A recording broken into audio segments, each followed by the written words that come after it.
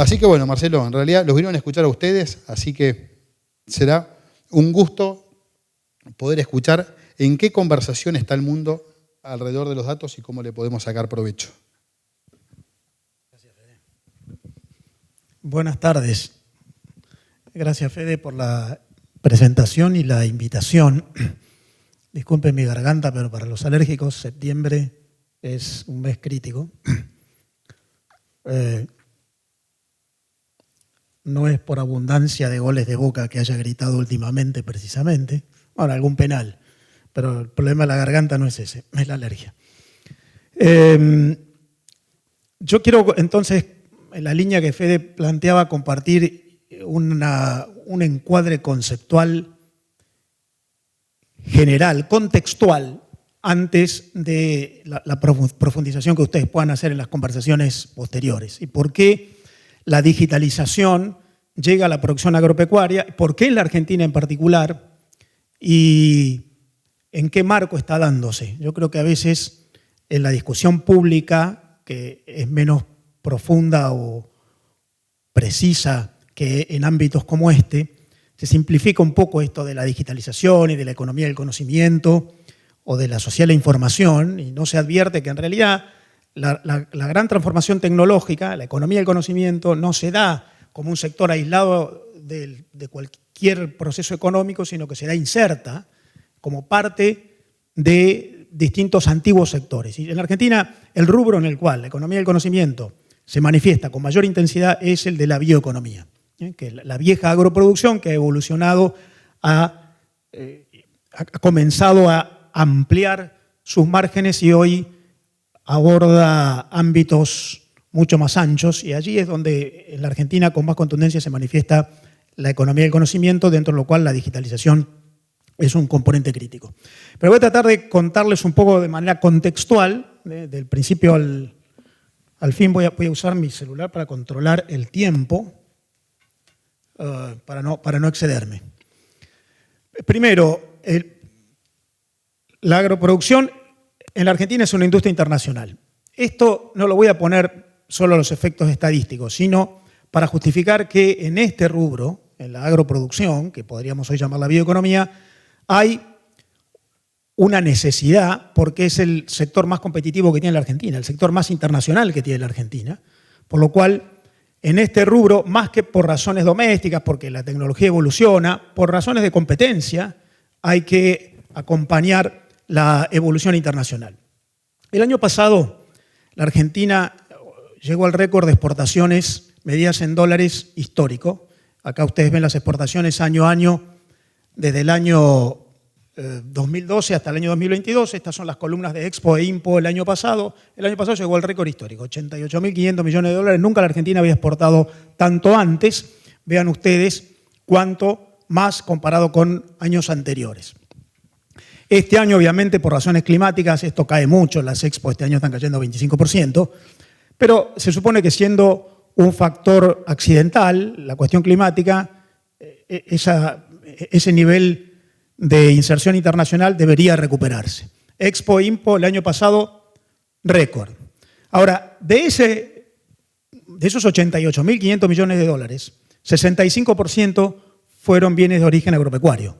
Como lo muestra esto, que es un gráfico del INDEC, 27% fueron lo que se llama productos primarios de origen agropecuario. Para mí es una pésima calificación. La verdad es que productos primarios, de primarios ya le queda bastante poco, en la medida en que, como ustedes saben, ahí adentro hay ingeniería genética, agricultura de precisión, hay drones, se genera Big Data, hay satélites y maquinaria agrícola de altísima calidad, software, pero bueno, se lo sigue llamando productos primarios. 27 fue productos primarios y 37 manufacturas de origen agropecuario. Esto es toda la industrialización posterior, donde hay aceites vegetales, hay jugos concentrados, hay vino, hay carnes procesadas, hay pellets de harina. Por lo que ese récord que habíamos visto en realidad está justificado básicamente casi 2/3 en la producción de origen agropecuario. Ahí es donde la Argentina tiene casi su única actividad de real inserción internacional, por lo que es un sector muy expuesto a las tendencias tecnológicas y a acompañar la evolución que la tecnología nos está planteando, no solamente en materia comercial, sino también en materia productiva. De hecho, según este gráfico del año 2020, la Argentina, estos son los principales exportadores de productos agrícolas de todo el planeta, la Argentina aparece acá, en lugar 12 o 13, está entre los primeros 15. No hay ningún otro rubro en el cual la Argentina esté entre los 15 principales del mundo. Si uno mira a la Argentina como exportador total en el planeta, está más o menos en el lugar 60, considerando todos los rubros. De modo que ahí tenemos una posición que está marcando claramente el grado de exposición a la evolución tecnológica. El mundo está atravesando grandes transformaciones. Una de ellas es la revolución tecnológica. Si uno quiere mantener una posición en una actividad muy industrial, no tiene otra que acompañar los procesos evolutivos que están teniendo lugar en el planeta. De modo que lo que quiero compartir con ustedes son algunas referencias que organismos técnicos, organismos internacionales, públicos o privados están haciendo sobre la influencia de la revolución tecnológica en la producción y en particular la digitalización, pero me parecía relevante hacerlo por lo anterior. No es lo mismo hablar de las necesidades de acompañamiento de la evolución tecnológica en otros rubros que en este, porque este es el más expuesto internacionalmente, por lo tanto aquel al cual más se le exige acompañar estos procesos.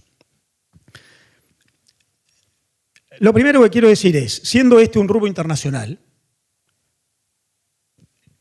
la enorme mayoría de la producción de origen agropecuario, de la bioeconomía de la Argentina, se dirige al mundo, hay más mercado fuera que adentro, es el único rubro que tiene más mercado fuera que adentro.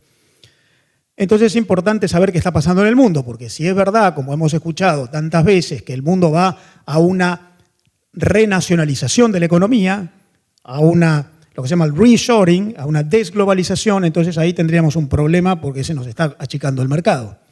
Bueno, no es eso lo que está ocurriendo, a pesar de que hemos tenido muchas noticias, desde noticias recurrentes sobre que los países traban con obstáculos en frontera por sanciones comerciales o por movimientos geopolíticos el comercio, hasta por noticias que efectivamente han generado grandes amenazas, la interrupción del funcionamiento de la cadena de suministro por los lockdowns en el COVID, o noticias políticas, la guerra en Ucrania. Pues, sin embargo, lo que pasa en el mundo es que el comercio internacional sigue muy intenso, por lo tanto, el mercado sigue ahí comprando. Ustedes ven en pantalla en este momento la suma de todas las exportaciones de todos los países del mundo, año por año, desde el año 2010 hasta acá. Allá está en billones de dólares, acá está graficado. El año pasado el mundo llegó a un récord histórico de comercio internacional, exportaciones de todos los países entre sí, 32 billones de dólares, billones con B larga. Es cierto que acá hay una influencia en los precios que estuvieron altos, pero en términos de volúmenes también. O sea, récord que además sucede al récord del año anterior, que habían sido 28 billones de dólares. Este que está más abajo es el año de la pandemia.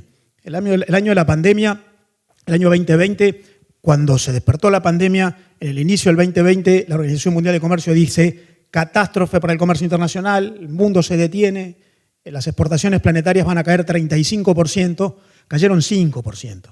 Hay una resiliencia incluso ante amenazas al comercio internacional por razones naturales, geopolíticas o lo que fuere, y el comercio sigue muy dinámico, al punto de estar alcanzando récords. Este año incluso crece un poco más, casi 2%. El año que viene, dice la OMC, que crece 3,7%. Ya no crece con los bríos que tenía hace 15 años, pero sigue creciendo y sigue superando récords. Por lo tanto, ahí hay oportunidades en términos de participación en los negocios internacionales. De hecho, todavía hay más oportunidades para la bioeconomía. Acá ustedes tienen, desde el año 2000 hasta acá, las curvas de crecimiento en distintos rubros comerciales.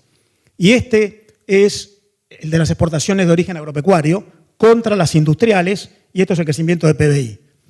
Claramente, o porque hay más poder adquisitivo, o porque aumenta la población, o porque incluso la pobreza se reduce, a pesar de que siempre tenemos noticias catastróficas, el índice de pobreza en el planeta se reduce, incluso el comercio internacional de bienes de origen agropecuario crece todavía más que el promedio, y entonces nos está planteando un escenario de base, probablemente la Argentina va a seguir siendo un proveedor global de bienes de origen agropecuario.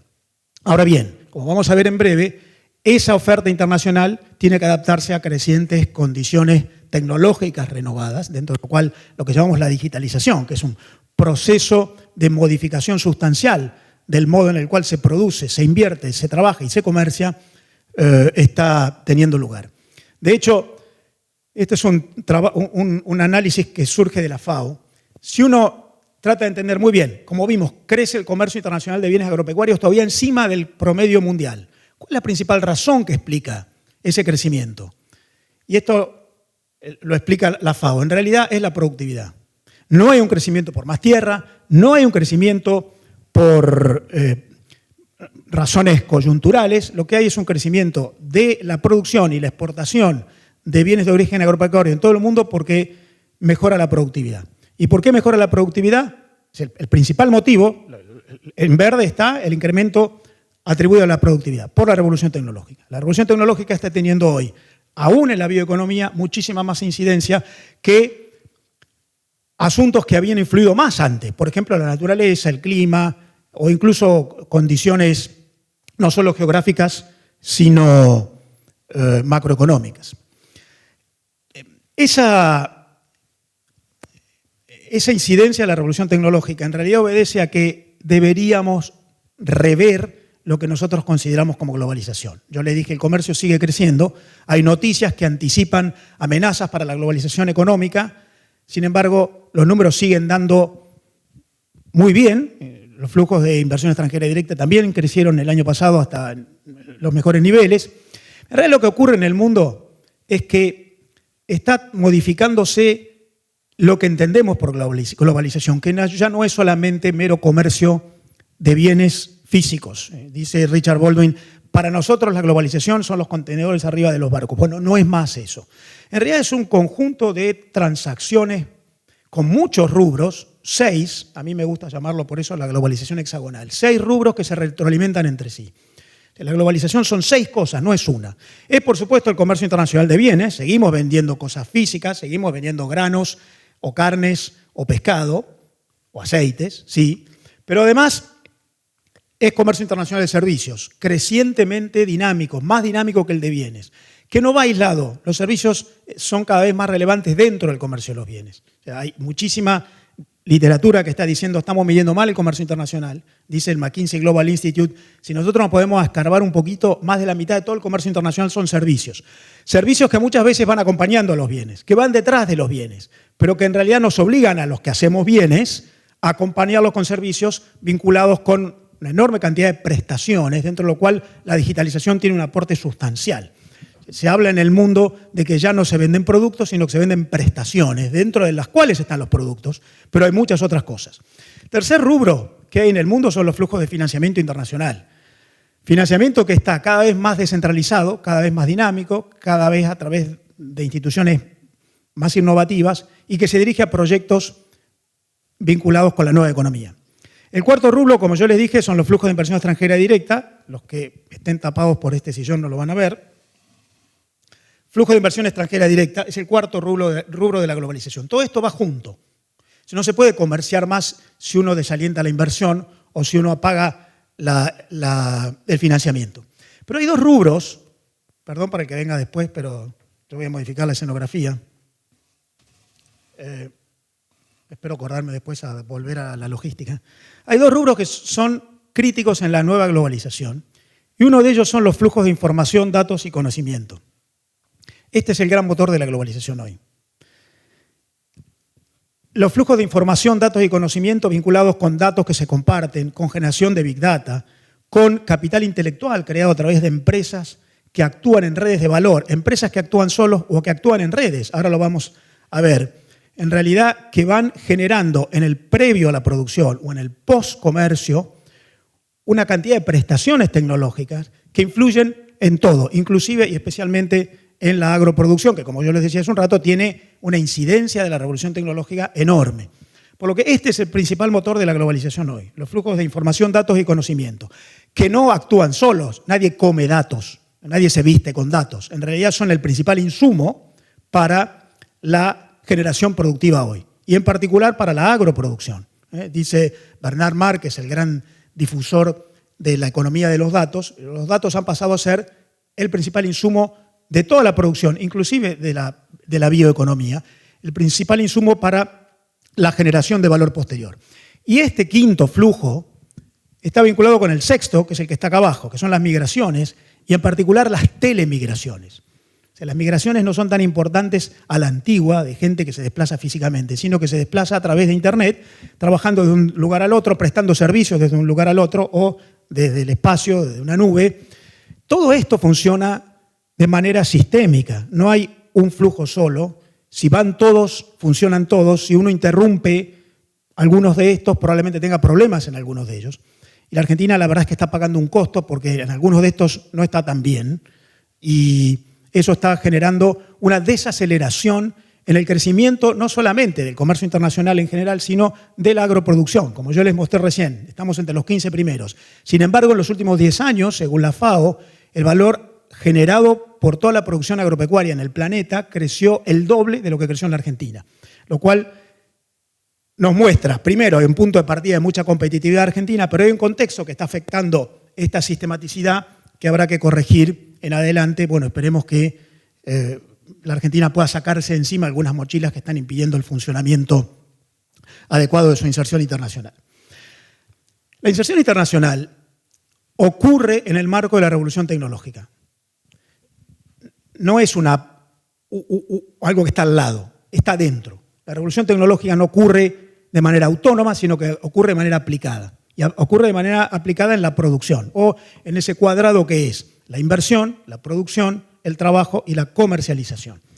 Y no hay manera, es cada vez más difícil tener éxito en la economía internacional si uno no acompaña a la revolución tecnológica, dentro de lo cual obviamente la cuestión digital pasa a ser un componente crítico.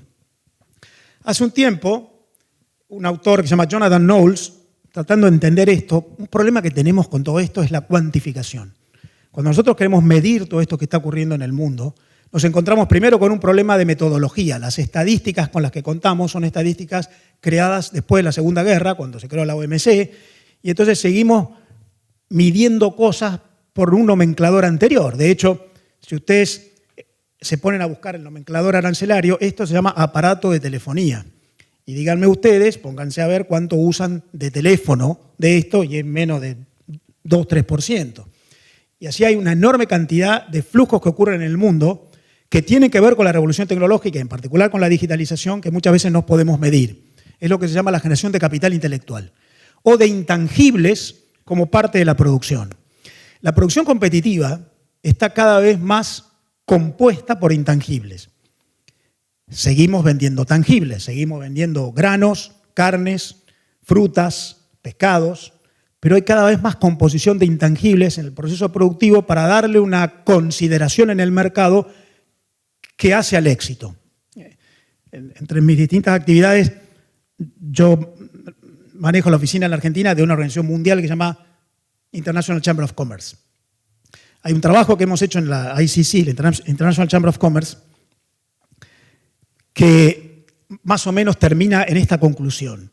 El prototipo del siglo XX era que se vendían bienes físicos y que el conocimiento les daba un agregado para la diferenciación. El prototipo del siglo XXI es que el producto físico es meramente el continente y que la esencia es los intangibles que tiene adentro, donde uno genera a través de la tecnología componentes críticos que permiten la calificación de la oferta. Les pongo un par de ejemplos. Tengo relación con una empresa en Cataluña que provee servicios a productores de uvas. Los productores de uvas que venden las uvas a las grandes empresas de vino espumante en España, Cava, lo llaman ellos. ¿Qué servicios? Esta empresa tiene una asociación con Google. Google, a través del satélite, hace un seguimiento día por día de las condiciones climáticas, geográficas y naturales de la producción de las uvas. Y va registrando ese dato y lo va guardando en blockchain. De modo que cada partida de uvas, que luego se vende a la bodega que hace el cava, sale con la trazabilidad encriptada en blockchain, y me decían estos señores,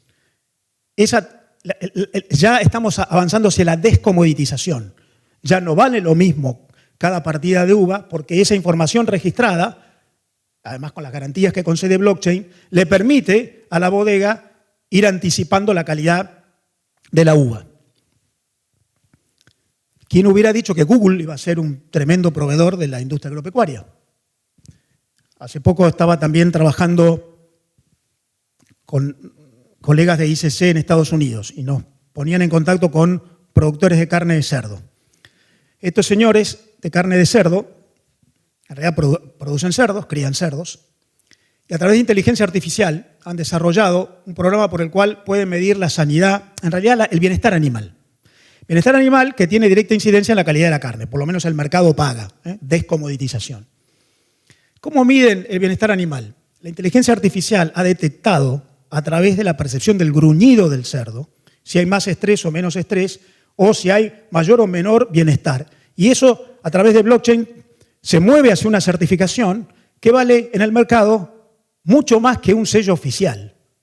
De modo que, como me dicen los productores de uva me siguen comprando. Ahora, si yo no le agrego los intangibles, en realidad yo voy perdiendo participación en el mercado.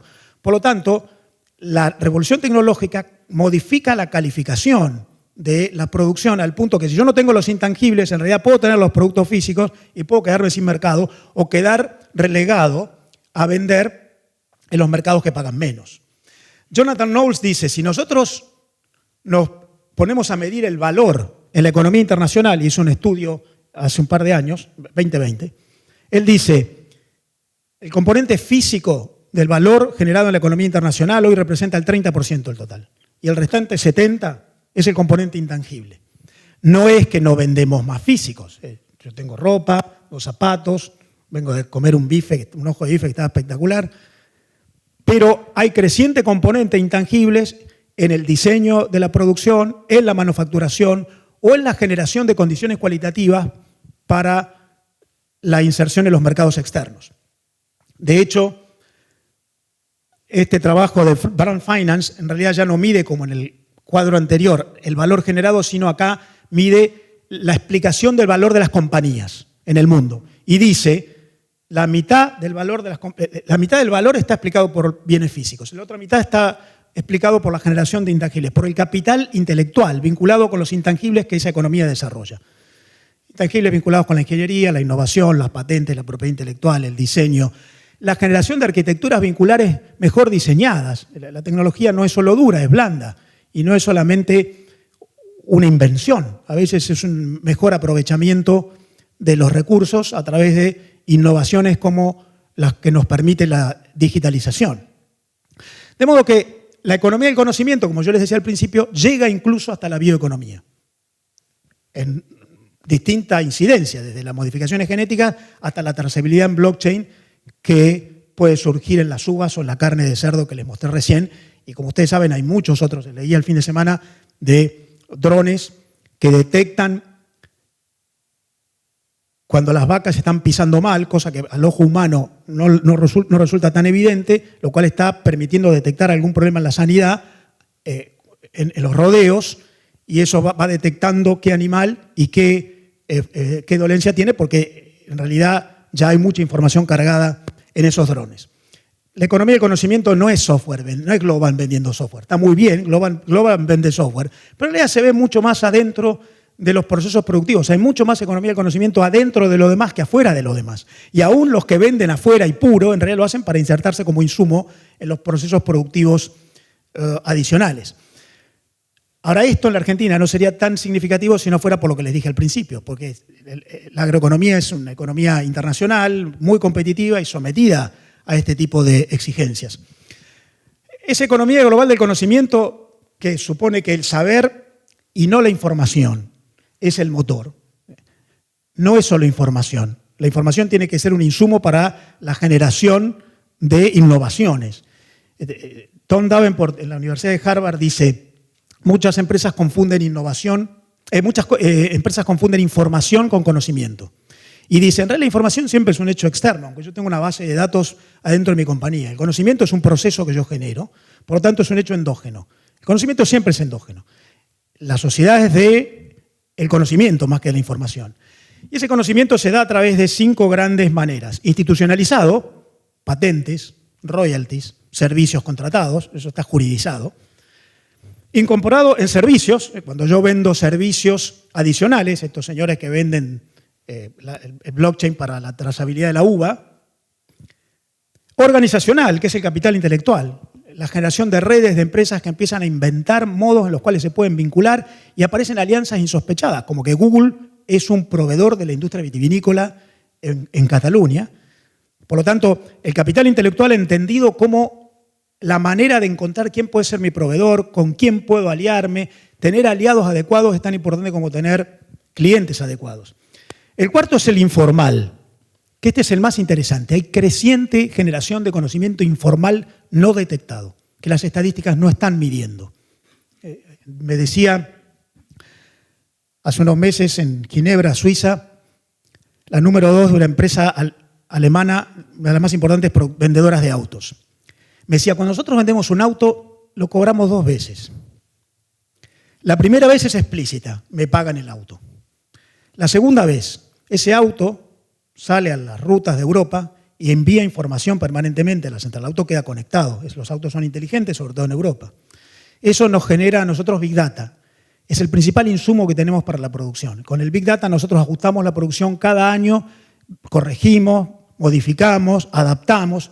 Big Data para nosotros es más importante que quien nos haga el sistema de frenos o la caja de cambio o el sistema de dirección. De hecho, los autos van a ser cada vez menos mecánicos y cada vez más eléctricos y hasta dentro de poco sin un conductor. El satélite va a conducir el vehículo. Me decía ella, ¿quién tiene el satélite con más capacidad de conducir vehículos que no tengan conductores? Google. Por lo tanto, Google es el principal autopartista del mundo. Me dice, es más, es mi competidor. Si tiene eso, tiene más capacidad de hacer autos que yo, porque ya no dependemos de los motores. Me dice esta señora, toda esa Big Data que voy generando yo a través del auto que sale y que vendí, que es el principal insumo para ir adaptando la producción, a los 5 años me genera un valor, esa data me genera un valor equivalente al precio que yo percibí del auto. Esa acumulación de datos no se paga, nadie la paga, no está registrada en ningún lado. Es el conocimiento informal. Hay creciente generador de conocimiento económico, con valor económico, pero que no se paga en frontera y que va creando un ambiente de digitalización dentro del cual tenemos que ser muy perspicaces. Hasta es difícil identificar lo que ocurre cuando miramos las estadísticas convencionales. Y el quinto y último componente del conocimiento en la economía es el aplicado a los bienes, que tiene que ver con diseño, con, por ejemplo, certificación de estándares de calidad. El mundo exige cada vez más estándares, y no solamente ambientales, lo vamos a ver en breve, de seguridad, sanitarios, de información del producto y de la compañía. Bueno, toda esta economía global del conocimiento, muy aplicable al agro, puede ocurrir en la medida en que nosotros estemos adaptados a los procesos de digitalización crecientes que nos permiten generar un nuevo soporte sobre el cual ocurre la economía. La economía ocurre cada vez más sobre lo digital, cada vez menos sobre lo físico. Lo físico sigue existiendo, sembramos en la tierra, pero el componente de competitividad relativa que surge de ahí, de lo tradicional, es cada vez menor al lado de lo que genera todo lo demás. Por eso la OCDE dice que este proceso del hilo digital tiene 4 pasos. Digitalización en el diseño. Antes de ponernos a trabajar, la digitalización nos permite, por ejemplo, la edición genética. Digitalización en la producción. Hay que ir al campo y ver cómo se produce en la Argentina con todo esto que yo les mencionaba recién, de los drones, los satélites, la maquinaria agrícola, el software, el Big Data. Digitalización en el uso. Piensen en las certificaciones de calidad que los productos tienen gracias a la digitalización. Me contaba un referente de una cadena de supermercados muy importante en los Estados Unidos, que además está posicionada en el mercado como vendedora de productos con certificación, productos diferenciados, que están avanzando en un acuerdo con Apple para que cada paquete que se venda en ese supermercado en realidad no tenga solamente el componente nutricional de manera convencional, sino que lo haga a través de un código de barras especial que le permita al usuario, a través de una app que va a tener en el celular, cargar la información de ese producto alimenticio, llenar una base de datos y conectarla directamente con su prestador de salud. La pregunta es cierto, es muy incómodo porque el médico está viendo todo lo que consumimos y nos va a decir guarda con las grasas, anotamos carbohidratos o calorías, pero para los que tienen alguna necesidad, incluso para las propias compañías de sanidad, de servicios de sanidad, porque pueden ir previendo un scoring como hacen las compañías de seguros.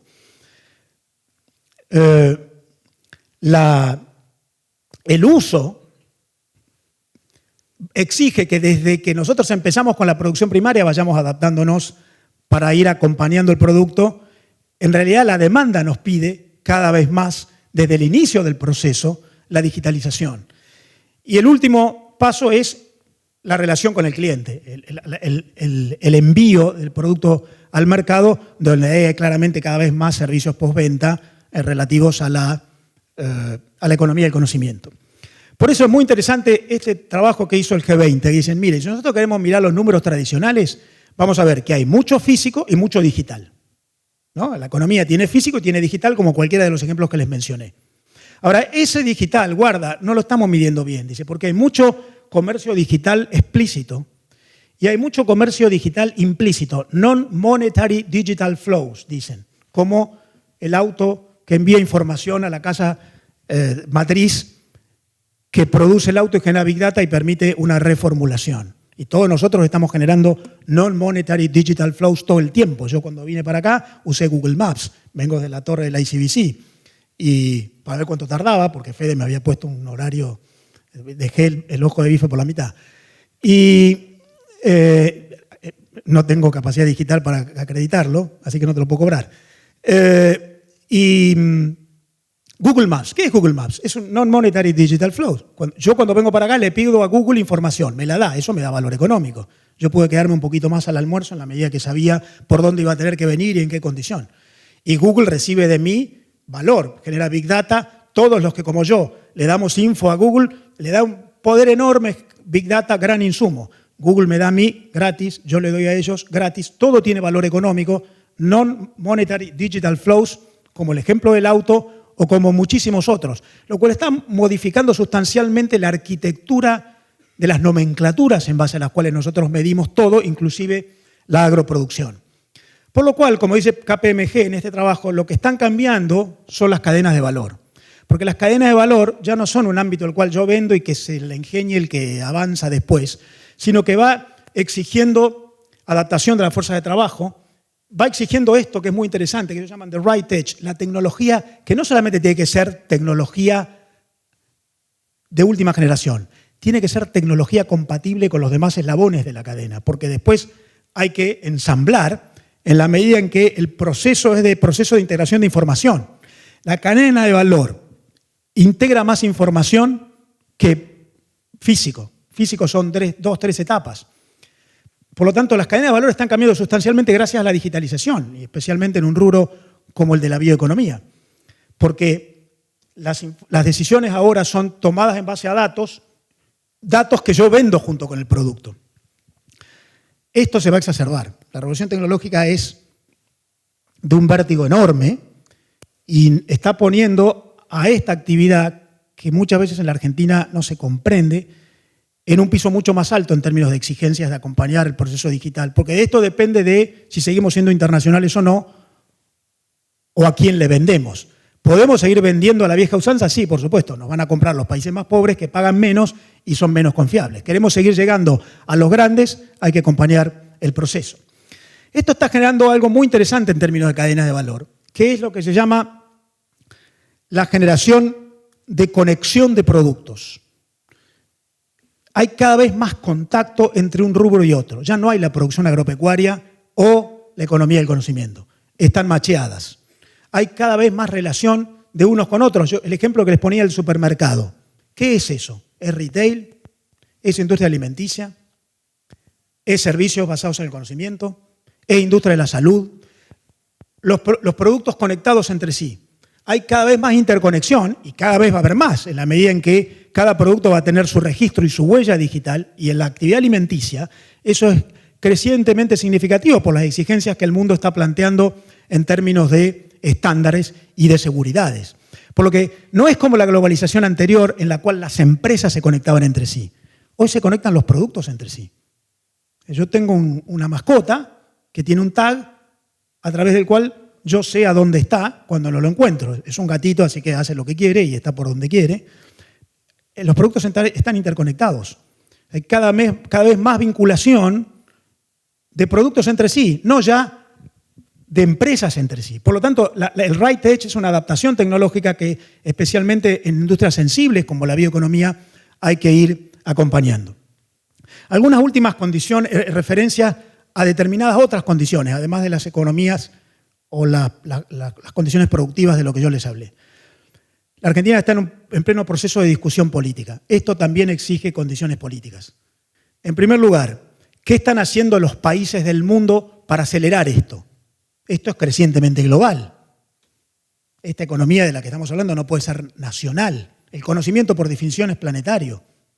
Bueno, lo primero que están haciendo los países es avanzando en la generación de acuerdos entre sí, lo que antes llamaban acuerdos de libre comercio, pactos de integración económica, de reducción arancelaria recíproca, de integración y de complementación. Esta curva muestra la cantidad de acuerdos que hay vigentes en el mundo, sumándolos los nuevos cada año.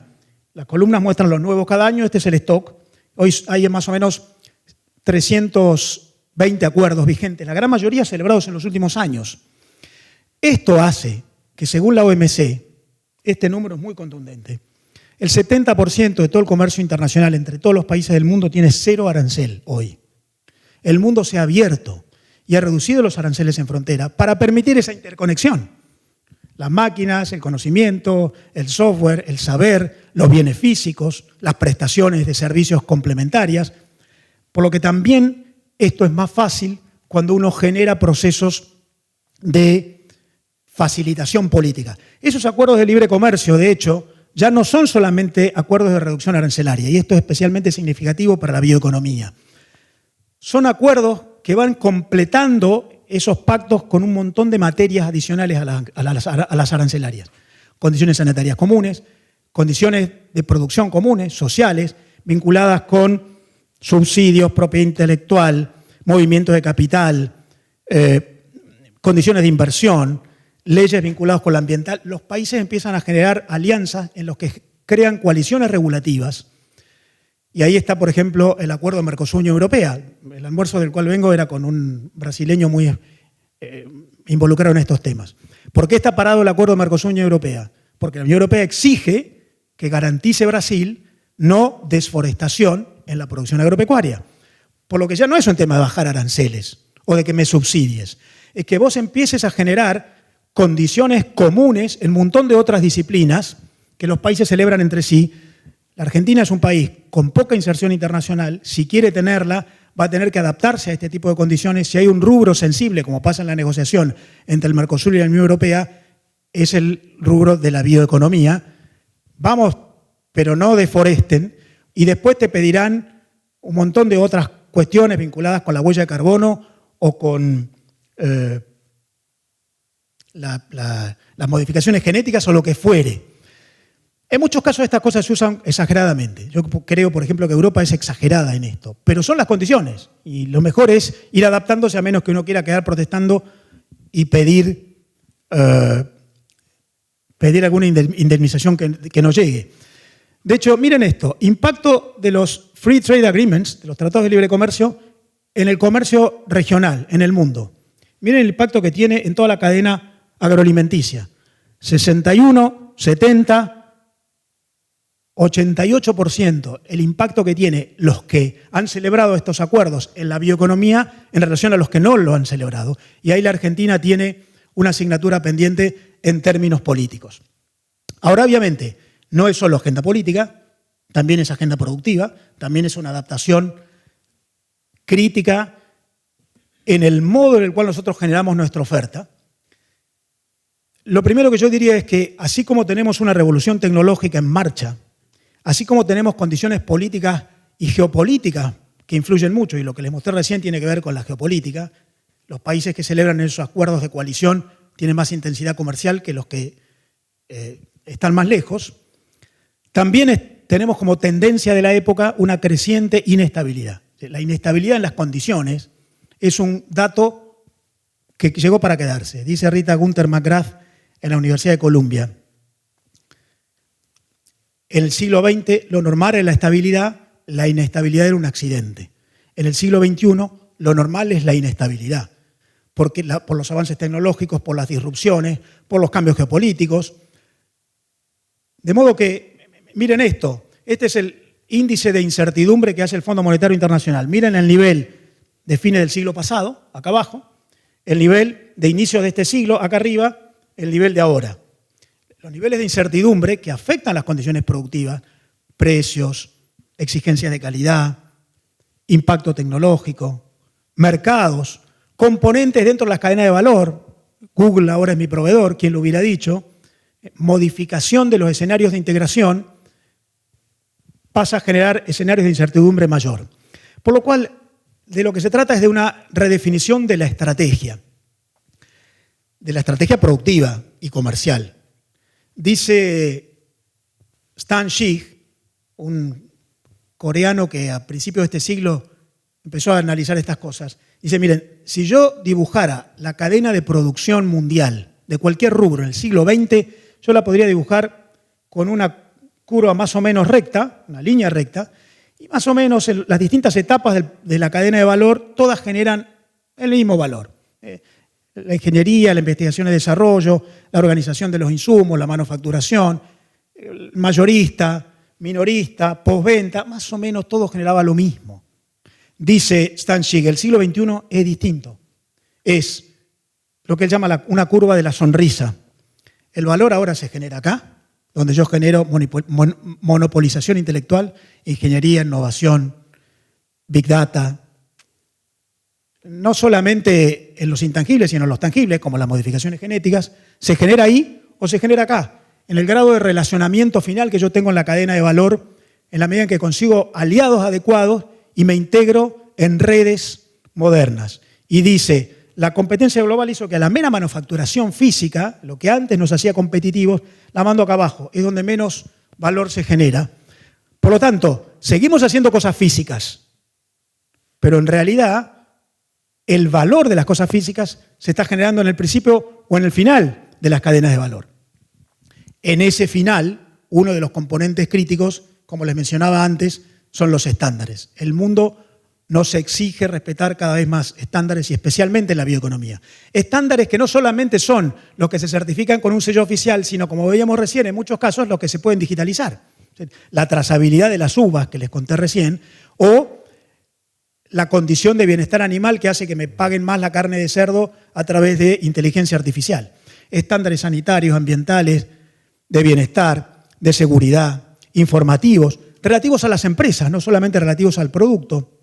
Esto surge de un trabajo que hace el International Trade Center midiendo estándares de distinto tipo. Incluso dice los estándares éticos.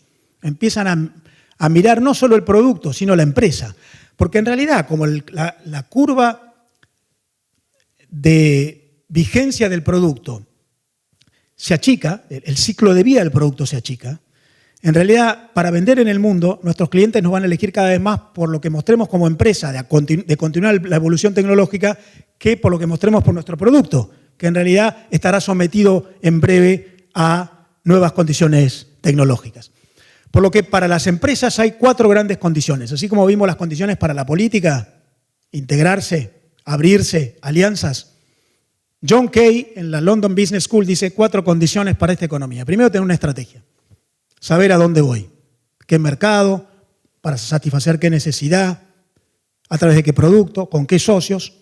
Dice el gran teórico de la guerra, Karl von Clausewitz, la diferencia de la estrategia y la táctica es que la estrategia es lo que pienso antes de actuar y la táctica es lo que pienso mientras actúo. Hay que pensar en el negocio antes. No solamente qué, cómo, sino con quién. Segundo, la oferta. ¿Qué producimos y qué vendemos? Cada vez más sometida a la innovación, el ciclo de vida se acorta. Por lo que tenemos que saber que aún en el mejor momento del éxito hay que estar preparado para cambiar. Rita McGrath dice, el siglo XX era el castillo medieval, yo llegaba a un nivel de éxito, la Argentina, el granero del mundo, construía un cerco de agua, no iban a poder venir los invasores en el castillo medieval, las barreras de entrada, condiciones competitivas. No existen más las condiciones competitivas, dice Rita McGrath, porque todo el mundo está sometido al cambio de oferta. El siglo XXI es como el surfer en la ola. En el momento de mayor éxito arriba de la ola ya tengo que estar pensando que me caigo y que tengo que empezar de nuevo porque la revolución tecnológica me mueve el piso. Tercera condición, arquitectura vincular. Solos no podemos. aliados, sobre todo en la bioeconomía, donde necesitamos genética, clima, software, digitalización, aliados adecuados. Y finalmente la reputación. Nos califican por la capacidad de mostrar como empresas que somos elegibles, que vamos a poder seguir acompañando el proceso productivo. No es solamente el buen producto de hoy. El ciclo de vida se acorta, la revolución tecnológica me va a exigir más. La reputación tiene que ver con que además de un buen producto hoy, puedo garantizar que puedo seguir ofreciendo con la revolución tecnológica buenos productos mañana. Por lo cual, y para terminar, el comercio internacional sigue ocurriendo, como les mostré al principio, pero es muy distinto. Es sostenido, pero es abierto. Los países se integran entre sí. Es sistémico, la globalización hexagonal, crecientemente tecnologizado y en la bioeconomía especialmente digitalizado. No solamente la digitalización previa, sino la durante y la posterior. Es interempresas. El comercio internacional no es más entre países. Son las empresas los actores críticos. Incluso para tener éxito es más relevante ser una buena empresa que tener un buen producto. Es discriminado, ocurre entre los que entran en esta rosca y los que no entran pierden participación, y hay un riesgo de que sea crecientemente politizado, geopolitizado. Para lo cual hay dos tipos de condiciones. Una es la que le mostré recién, que son las micro. Estas. Para las empresas estas 4. Para los países, y en particular para la Argentina, estas 5. Argentina tiene que recuperar institucionalidad, sin contratos que se cumplen, sin moneda, sin derecho de propiedad, es muy difícil. En segundo lugar, hay que ordenar la macro, es muy difícil competir en el mundo si tengo la macro desordenada. En tercer lugar, hay que tener infraestructura, pero no solamente infraestructura física, sino digital, probablemente más importante que la física. Luego, hay que tener un sistema regulativo muy flexible. La rigidez regulativa y el intervencionismo de la Argentina desalienta todo esto. Y finalmente hay que insertarse internacionalmente a través de esos pactos que yo les mencionaba recién, que el mundo va generando entre países. Dice la OMC, ya no son free trade agreements, son deep trade agreements. Son alianzas sostenidas en un montón de disciplinas, porque incluyen este componente creciente de los intangibles en la economía. Bueno, les agradezco la atención. No sé cómo estoy de horario, dije que iba a medir y no tengo ni idea, pero espero no haberme pasado mucho. Gracias.